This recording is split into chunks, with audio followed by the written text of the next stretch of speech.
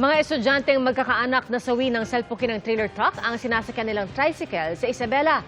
At isang rider naman sa Ilocos Norte ang nasunog kasama ng kanyang motorsiklo. Nakatutok si Bernadette Reyes. Nagliwanag ang bahaging ito ng bypass bridge sa Lawag City, Ilocos Norte dahil sa nagliyab ng motorsiklo.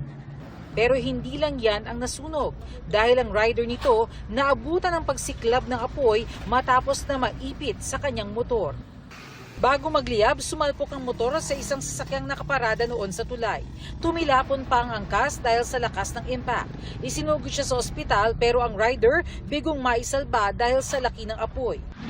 Sumuko na sa pulisya ang driver ng nakaparadang sasakyan. Depensa niya, itinabi niya lang ang kanyang sasakyan dahil naubusan ito ng gasolina. Nag-hazard light naman daw siya at sumisenyas pa noon sa ilang motorista gamit ang kanyang cellphone flashlight. Patuloy pa ang investigasyon ng pulisya. Ganito ang nangyari sa tricycle nila. Grabe, wasak. Sa hiwalay na aksidente naman sa Santiago City, Isabela, halos mayupi na ang tricycle na ito matapos masalpok ng trailer truck. Patay ang 4 na estudyanteng sakay ng tricycle. Pauwi na sana noon galing eskwela ang mga biktima at ilang metro na lang bago makababa ay sinalpok naman sila ng truck. Magkakapatid ang 3 sa mga biktima, minsan naman nila ang isa. Nakaligtas naman ang tricycle driver.